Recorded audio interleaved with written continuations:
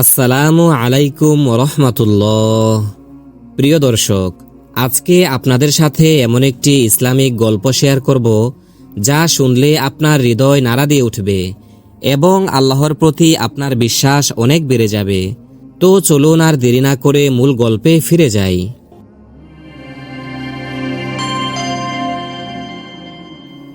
প্রিয় দর্শক, রাত অনেক গভীর, চারপাশ একেবারে নিস্তব্ধ।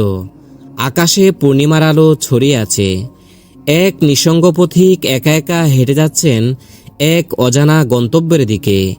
তার নাম হলো শেখ আব্দুল কাদির জিলানী রহমতুল্লাহ আলাই, যিনি আল্লাহর একজন মহান ওলি ছিলেন।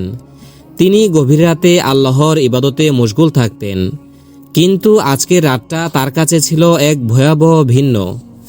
তিনি হঠাৎ দেখলেন এক ভয়ঙ্কর ডাকাত দল তার সামনে এসে দাঁড়ালো। তাদের নেতা বলল, এই বৃদ্ধ, তোর কাছে যা কিছু আছে সব বের করে দে। তখন শেখ আব্দুল কাদির জিলানী রহমতুল্লাহ আলাই শান্ত কণ্ঠে তাদের বললেন, আমার কাছে কিছুই নেই যা তোমাদের কাজে আসবে। ডাকাতরা তখন হেসে উঠল এবং বলল, তুই কি আমাদের বোকা বানাচ্ছিস?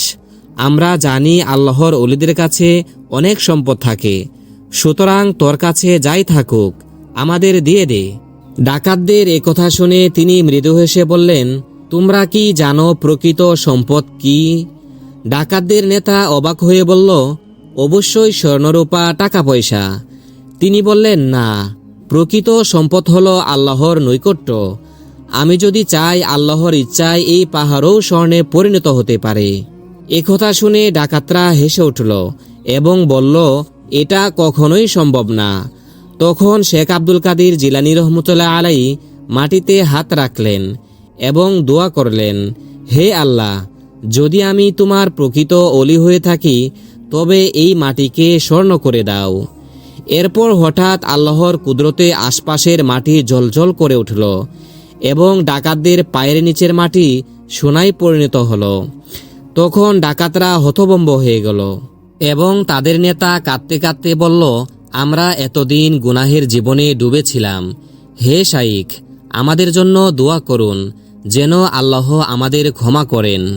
এ কথা শুনে শেখ আব্দুল কাদির জিলানী রহমতুল্লাহ আলাই হাত তুলে দোয়া করলেন, হে আল্লাহ, যদি তারা সত্যিই অনুতপ্ত হয় তবে তাদের ক্ষমা করে দাও।